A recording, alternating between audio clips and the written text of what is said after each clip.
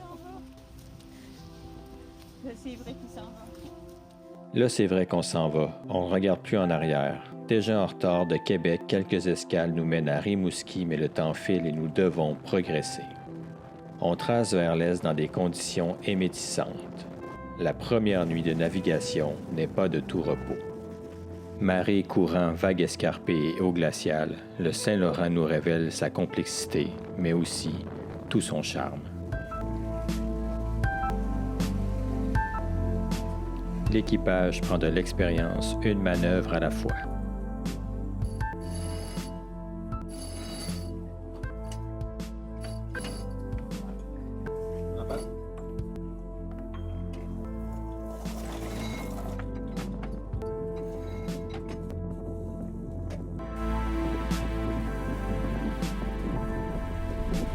Des vents augmentant jusqu'à 30 nœuds nous transportent vers les îles de la Madeleine. Empannage, ajustement des voiles, prise de riz. Ces 24 heures de navigation, le sourire aux lèvres, nous confirment que nous sommes dans notre élément.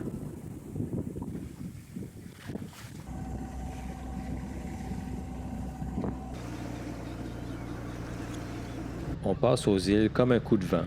Quelques bières, un pot en pot et l'inspection de l'hélice qui nous tracassait.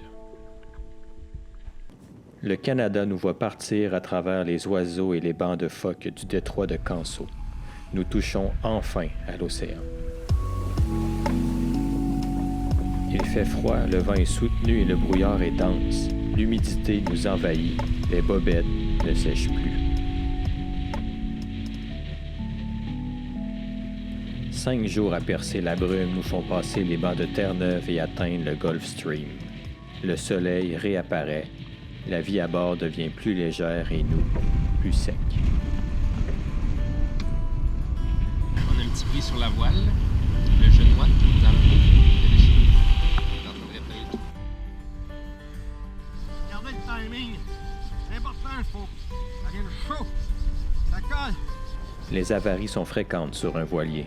Il faut savoir tout réparer à la poupe, à l'intérieur ou en tête du mât. L'hydrogénérateur nous lâche. C'est ce qui recharge nos batteries. Je suis en train de taper notre clou modifié qu'on a utilisé pour serrer le garrot ici. En plein milieu de l'océan, le bateau se remplit d'eau. On avait une petite entrée.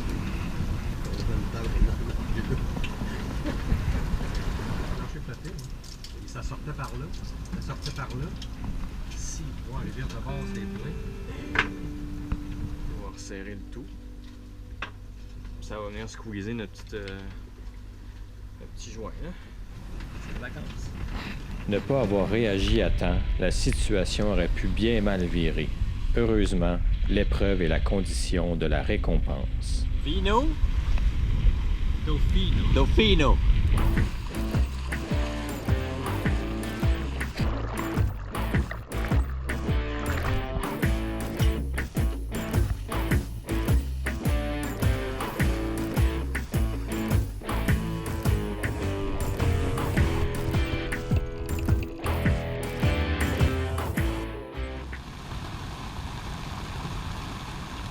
En Taburn. La météo dicte notre quotidien et notre route. Nous sommes à la merci des éléments. Après 11 jours de navigation océanique, nous revoyons la Terre. Si on regarde ici à bâbord, on a la première ligne de sort qu'on voit clairement. Et à tribord, on a un arc-en-ciel. Oh my god! Oh my god! The rainbow! It's incredible! On arrive! Fait qu'on écosse le bateau, puis nous autres, on court comme des déchaînés.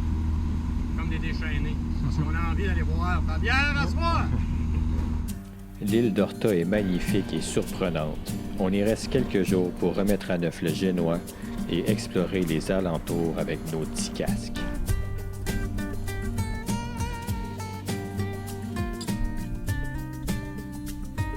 Suivant la tradition locale, on immortalise notre passage.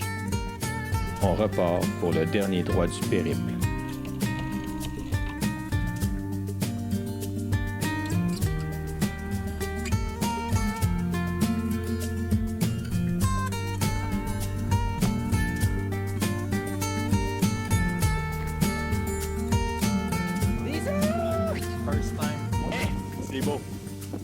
sens. C'est la baleine de mes rêves.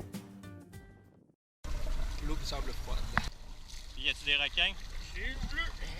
Ah ouais, l'instructeur de plongée. Professeur de natation. Actionnaire dans une... Regarde, il va encore.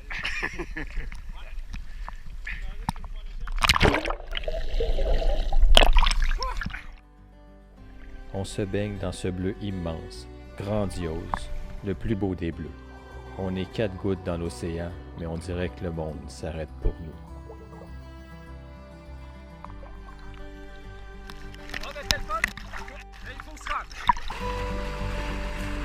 Il reste quelques longitudes à traverser.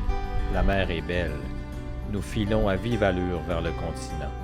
Nous nous gavons de ces derniers moments d'immensité.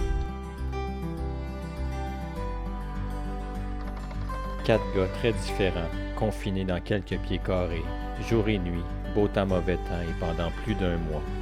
Ce n'est pas sans effort que nous avons réussi à s'entendre et à se respecter malgré les hauts et les bas d'un tel voyage. De la fatigue, du stress, quelques erreurs, mais surtout des apprentissages d'une grande valeur.